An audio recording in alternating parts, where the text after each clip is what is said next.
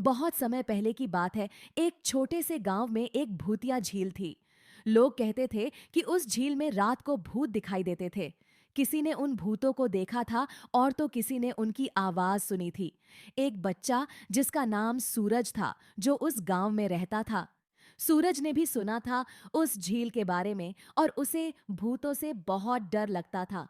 पर एक दिन उसने अपने दोस्तों से बात की कि वह भी झील जाना चाहता है और उसे भूतों का रहस्य सुलझाना है। वह यह भी देखना चाहता है कि क्या सचमुच उस झील में भूत रहते हैं। सूरज के दोस्तों ने भी उसके साथ भूतिया झील जाने का फैसला किया। वे सब मिलकर भूतिया झील की ओर बढ़े। झील की तरफ बढ़ते समय सूरज ने विचार किया कि क्यों ना भूतों से बात की जाए।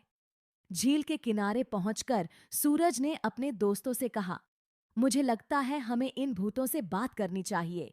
सूरज के दोस्तों ने उसे रोका, नहीं सूरज, ये खतरनाक हो सकता है। पर सूरज ने डर को पार करते हुए कहा, मुझे लगता है हमें उन्हें जानना चाहिए कि क्यों वे यहाँ पर रहते हैं। वे सभी बच्चे आगे बढ़े और झील की तरफ चले। वहां उन्होंने देखा कि वहां बहुत से भूत घूम रहे हैं। सूरज ने भूतिया झील के किनारे खड़े भूतों से पूछा, आप यहाँ क्यों रहते हैं?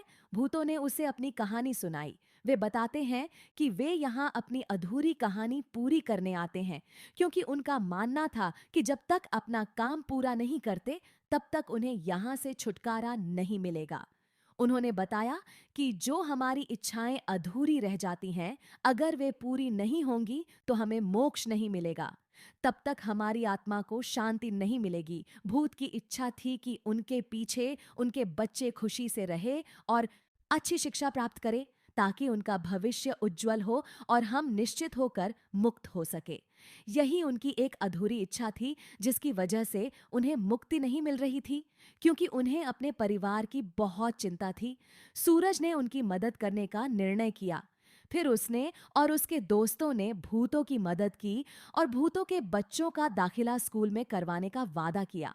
सूरज और उसके दोस्तों ने अपने अपने माता पिता से कहकर और गांव के सभी लोगों की मदद से भूतों के बच्चों का दाखिला स्कूल में करवा दिया। जब भूतों ने यह देख कि उनके बच्चे स्कूल जा रहे हैं, फिर उनकी आत्मा को शांति मिली और उन्हें मोक्ष प्राप्त हुआ।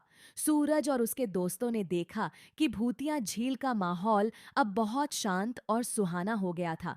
उन्होंने समझा कि हर किसी का काम करना जरूरी होता है, चाहे वो भूत हो या मानव। हमें सबकी मदद करनी चाहिए। यह हमें सिखाता है कि हमें हमेशा किसी भी स्थिति को समझने के लिए प्रयासरत रहना चाहिए और हमारे कर्मों में नैतिकता बनाए रखना चाहिए।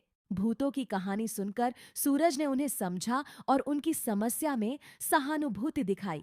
ये हमें याद दिलाता है कि हमें दूसरों के दुखों को समझने और मदद करने के लिए सहानुभूति और समझदारी दिखानी चाहिए।